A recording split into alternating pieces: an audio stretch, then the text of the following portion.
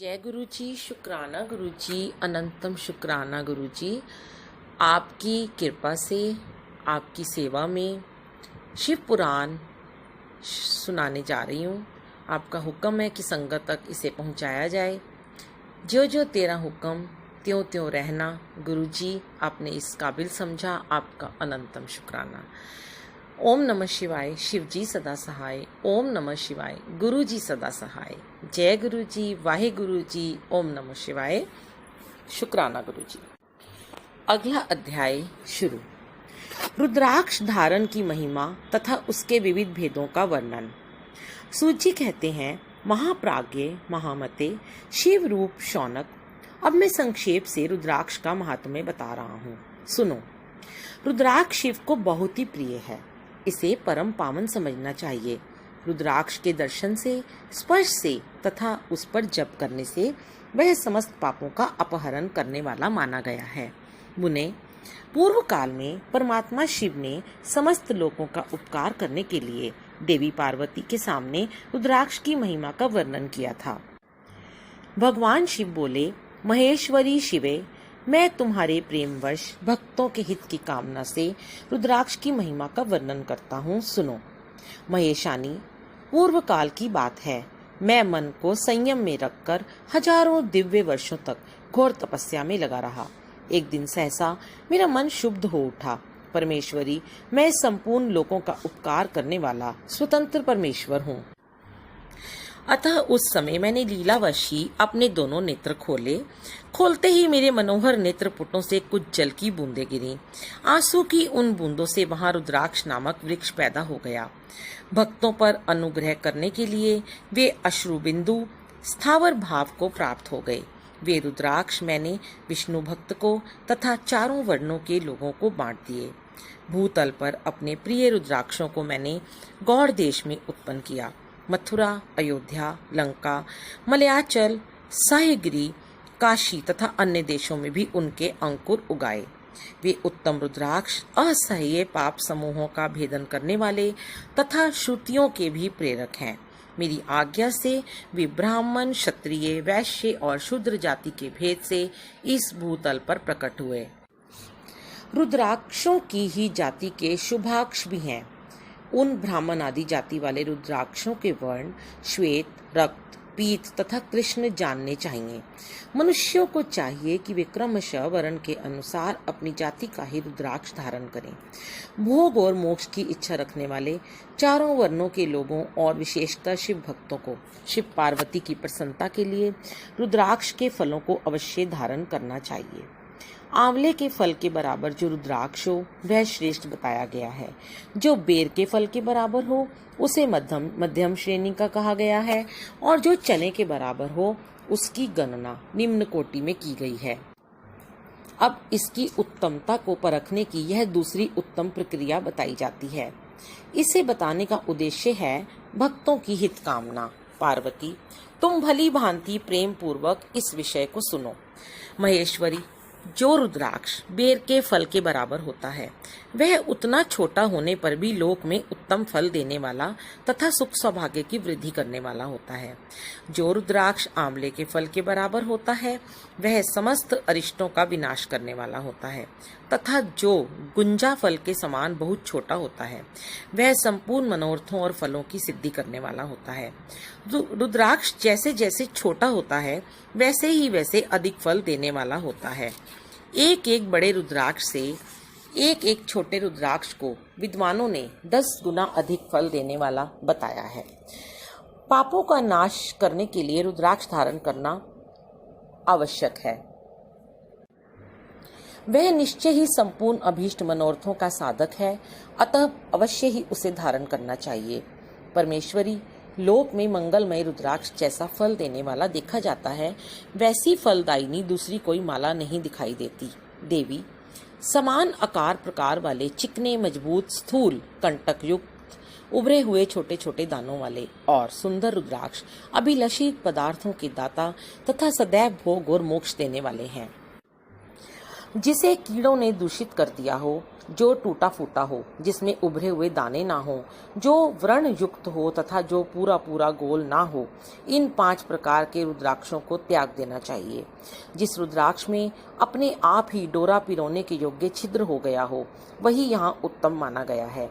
जिसमें मनुष्य के प्रयत्न से छेद किया गया हो, वह मध्यम श्रेणी का होता है। रुद्राक्ष धारण बड़े बड़े पातकों का नाश करने वाला है। इस जगत में 1100 रुद्राक्ष धारण करके मनुष्य जिस फल को पाता है, उसका वर्णन सैकड़ों वर्षों में भी नहीं किया जा सकता। भक्तिमान पुरुष 550 रुद्राक्ष के दानों का सुंदर मुकुट बना लें और उसे सिर पर धारण करें। 360 दानों को लंबे सूत्र में पिरोकर एक हार बना लें। वैसे वैसे 3 हार बनाकर भक्ति परायण पुरुष उनका यज्ञोपवीत तैयार करें और उसे यथास्थान धारण किए रहें।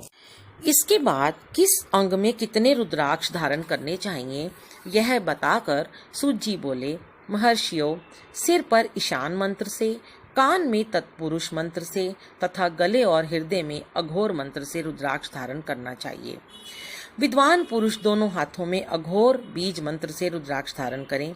उदर पर वामदेव मंत्र से 15 रुद्राक्षों द्वारा गुथी हुई माला धारण करें अथवा अंगों सहित प्रणव का 5 बार जप करके रुद्राक्ष की 3, 5 या 7 मालाएं धारण करें अथवा मूल मंत्र नमः शिवाय से ही समस्त रुद्राक्षों को धारण करें।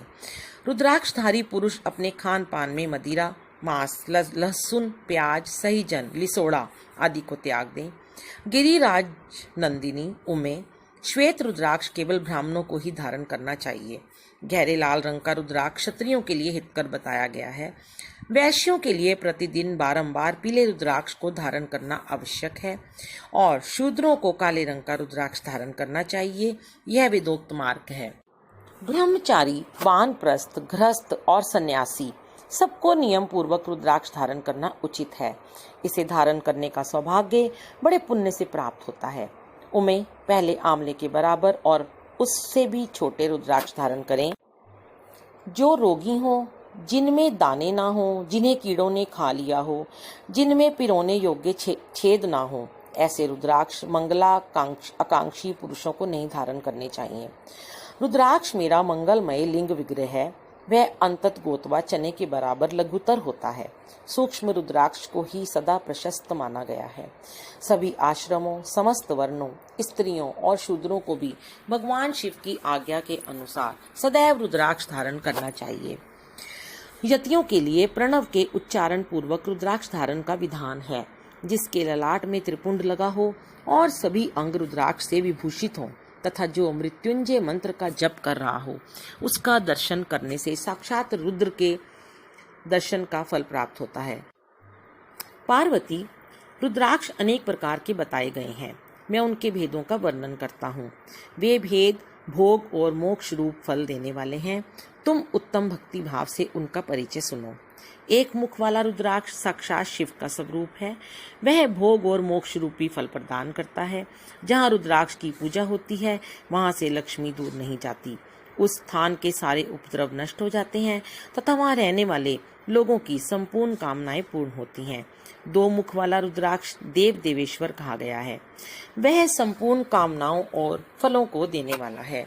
3 मुख वाला रुद्राक्ष सदा साक्षात साधन का फल देने वाला है। उसके प्रभाव से सारी विद्याएं प्रतिष्ठित होती हैं। 4 मुख वाला रुद्राक्ष साक्षात ब्रह्मा का रूप है। वह दर्शन और स्पर्श से शीघ्र ही धर्म, अर्थ, काम और मोक्ष इन चारों पुरुषार्थों को देने वाला है। 5 मुख वाला रुद्राक्ष साक्षात कालग्नि रुद्र रूप है। वह सब कुछ करने में समर्थ है, सबको मुक्ति देने वाला तथा संपूर्ण मनोवांछित फल प्रदान करने वाला है। 5 मुख रुद्राक्ष समस्त पापों को दूर कर देता है। 6 मुखों वाला रुद्राक्ष कार्तिकेय का स्वरूप है। यदि दाहिनी बाह में उसे धारण किया जाए तो धारण करने वाला मनुष्य ब्रह्म हत्या आदि पापों से मुक्त हो जाता है। इसमें संशय नहीं है। महेश्वरी, 7 मुख वाला रुद्राक्ष अनंग स्वरूप और अनंग नाम से ही प्रसिद्ध है। देवेशी, उसको धारण करने से दरिद्र भी ऐश्वर्यशाली हो जाता है। 8 मुख वाला रुद्राक्ष अष्टमूर्ति भैरव रूप है। उसको धारण करने से मनुष्य पूर्ण आयु होता है। और मृत्यु के पश्चात शूलधारी शंकर हो जाता है। 9 मुख वाले रुद्राक्ष को भैरव तथा कपिल मुनि का प्रतीक माना गया है, अथवा 9 रूप धारण करने वाली महेश्वरी दुर्गा उसकी अधिष्ठात्री देवी मानी गई हैं। जो मनुष्य भक्ति परायण हो अपने बाएं हाथ में नवमुख रुद्राक्ष को धारण करता है, वह निश्चय ही मेरे समान सर्वेश्वर हो जाता है, इसमें संशय नहीं है। महेश्वरी 10 मुख वाला रुद्राक्ष साक्षात भगवान विष्णु का रूप है। देवीशी उसको धारण करने से मनुष्य की संपूर्ण कामनाएं पूर्ण हो जाती हैं। परमेश्वरी 11 मुख वाला जो रुद्राक्ष है वह रुद्र रूप है, उसको धारण करने से मनुष्य सर्वत्र विजयी होता है।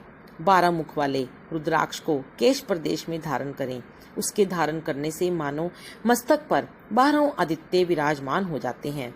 13 मुख वाला रुद्राक्ष विश्व देवों का स्वरूप है, उसको धारण करके मनुष्य संपूर्ण अभीष्टों को पाता तथा सौभाग्य और मंगल लाभ करता है।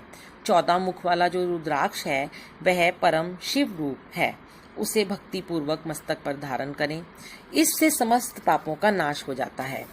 गिरिराज कुमारी इस प्रकार मुखों के भेद से रुद्राक्ष के 14 भेद बताए गए। अब तुम क्रमशः उन रुद्राक्षों के धारण करने के मंत्रों को प्रसन्नता पूर्वक सुनो। पहला ओम ही नमः, दूसरा ओम नमः, तीसरा ओम कली नमः, चौथा ओम ही नमः, पांचवा ओम ही नमः, छठा ओम ही हूँ नमः, सातवां ओम हूँ नमः, आठवां ओम हूँ नमः, नौवां ओम ही हूँ नमः, 10वां ओम ही नमः, 11वां ओम ही हूँ नमः, 12वां ओम क्रोम क्षौम रोम नमः, 13वां ओम ही नमः, 14वां ओम नमः। इन 14 मंत्रों द्वारा क्रमशः 1 से लेकर 14 मुख वाले रुद्राक्ष को धारण करने का विधान है। साधक को चाहिए कि वह निद्रा और आलस्य का त्याग करके श्रद्धा भक्ति से संपन्न हो, संपूर्ण मनोरथों की सिद्धि के लिए उक्त मंत्रों द्वारा उन रुद्राक्षों को धारण करें। रुद्राक्ष की माला धारण करने वाले पुरुष को देखकर भूत प्रेत पिशाच डाकिनी शाकिनी तथा जो अन्य द्रोहकारी राक्षस आदि हैं वे सबके सब दूर भाग जाते हैं। जो कृत्रिम अभिचार आदि प्रयुक्त होते हैं वे सब रुद्राक्षधारी को देखकर सशंक हो दूर खिसक जाते हैं।